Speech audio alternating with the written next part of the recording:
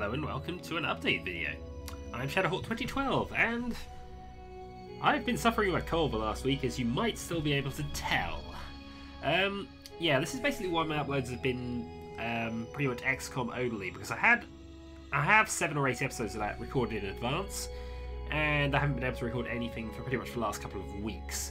Yeah, but at least I'm now at the stage where I can talk and think at the same time fairly coherently without sneezing every other sentence or just trailing off and going, brain hurts, must rest. So anyway, yeah, I'm basically going to do a quick update video, and I'm not sure whether the mouse is on because I keep having it turned off and on for various games, and I think I'm just going to leave it as is. And I'm just going to play this game randomly. Oh, don't want 2 Sophons, Pilgrims,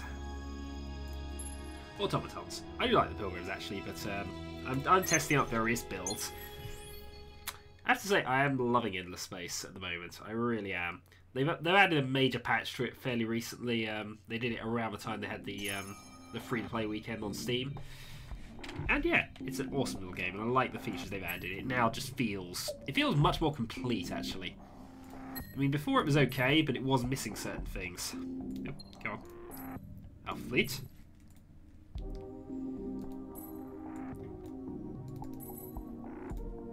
Apparently the game doesn't work. Right, there we go. For some reason the left shift was stuck down.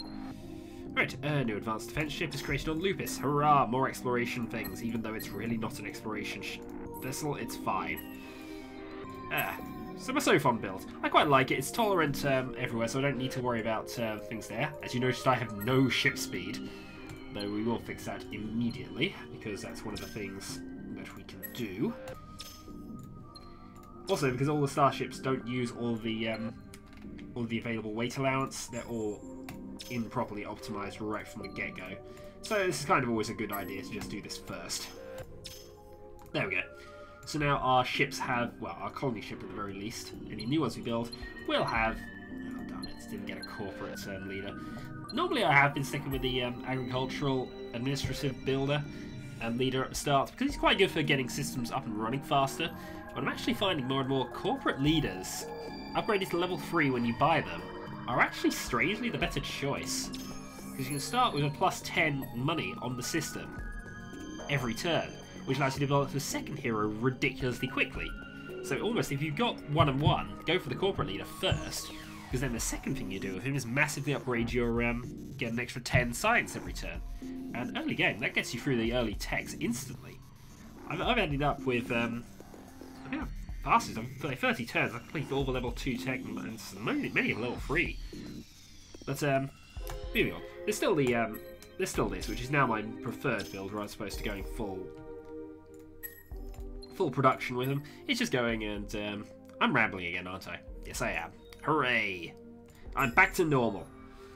The other thing is with this Sophon build, it costs 40 build points, but being able to colonize absolutely everything from the start. And we've got a blue cat mold thing over there, so we'll probably go and nab that. Even though we can't use that yet, that's still probably a good thing to nab. Medium tundra with, oh, that's a good world. And desert cities there. This is an awesome little system, actually. No, that's a good system. We want to colonize that as soon as we can, and I kind of wish I didn't send you away now. Oh well, more exploration. Next was research. The other thing about the tolerant build, of course, is that I don't have to go directly for these. I can just go there, and probably there if I am going to take the blue cat mold early. Right, so yeah, loving Endless Space. There is another reason I'm playing it though, which is more for my own benefit really, because one of my LPs I'm going to be starting in January is Move Free. Master and Ride Free, the worst 4X strategy game I've ever played, but the one that introduced me to the genre.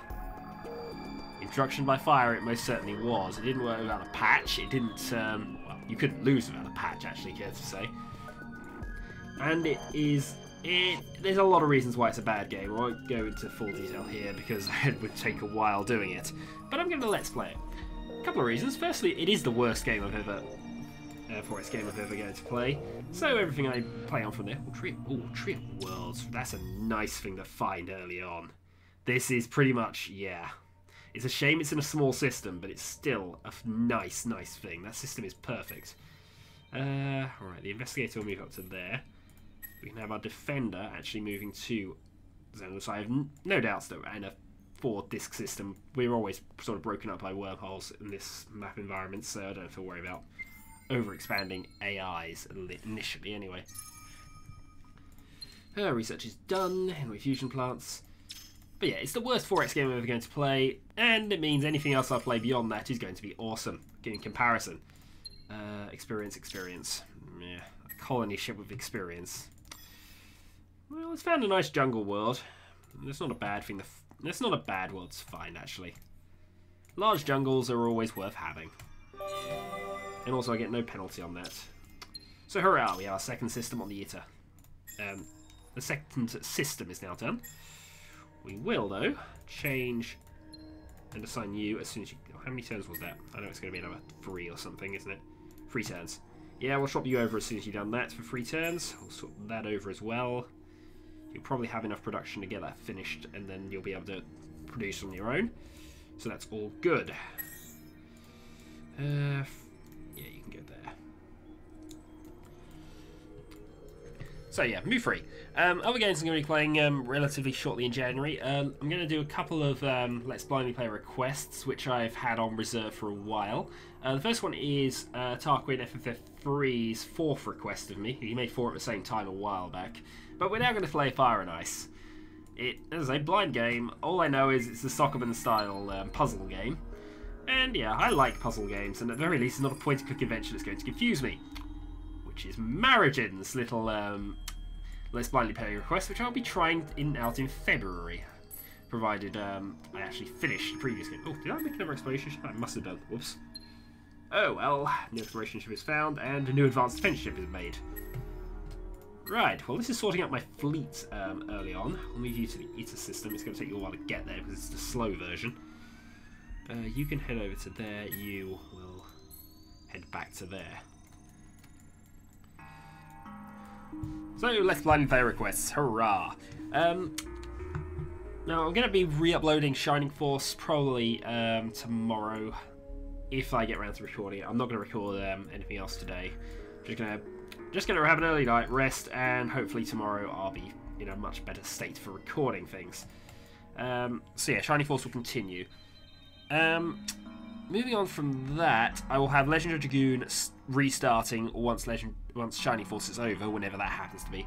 And I want to try and sort of keep now a 1 RPG limit. So I'll have an RPG Let's Play most of the time, but I'll only have 1 at a time, because I think having multiple of them is just a bit much.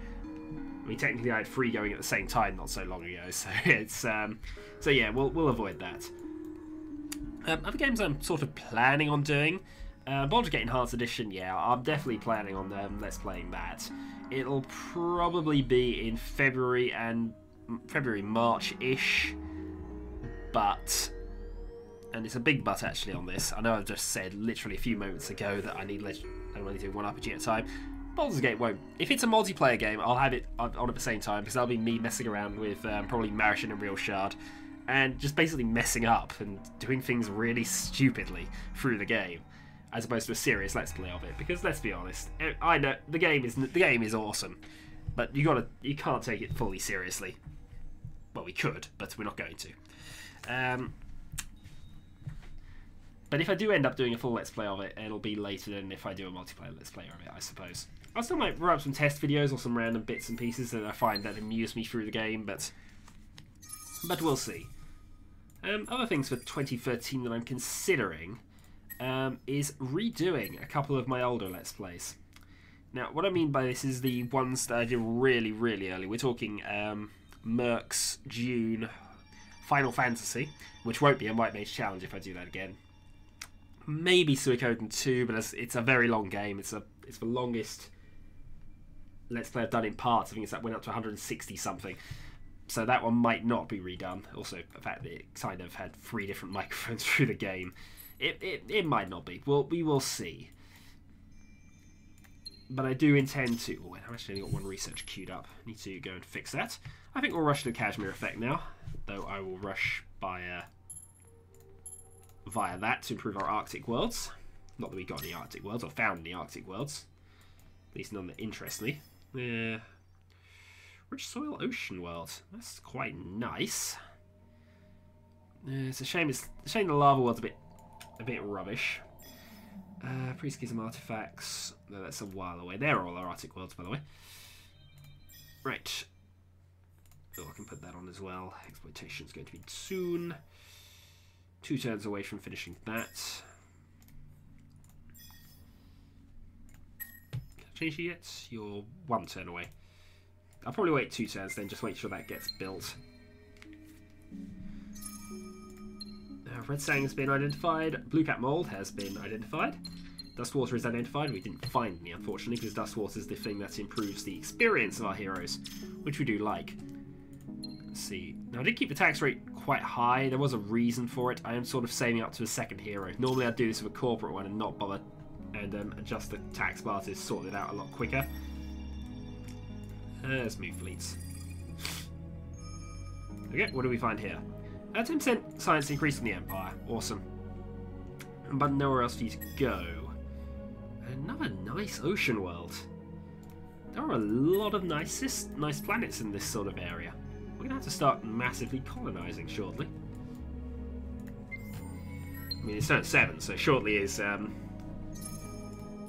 relative, I suppose. And what do we find here? Poor soil, lava world. Both of them are poor soil, but then if it's a lava world, it's supposed to be relatively poor soil. Although I suppose actually volcanoes are quite good for agriculture, and except when they're blowing things up. Rambling. Must stop that somehow. I don't know how. I've been trying for years. I should stop trying to stop rambling. But yeah, so that's basically an update video, and also a quick recording test for me to make sure I sound anywhere near okay, actually. And whether I can be bothered to do this tomorrow or not. In the space, I probably will do at some stage with multiplayer with some people, I don't know. I know one person's requested a sort of joint Let's Play of this, but I think you actually suggested just for fun rather than actually recording purposes. But you never know. We might end up doing something. I mean, I'd like to do this a 4-player game properly, but we'll see. Anyway, Shadowhawk 2012. Hopefully feeling better quite soon. Until then.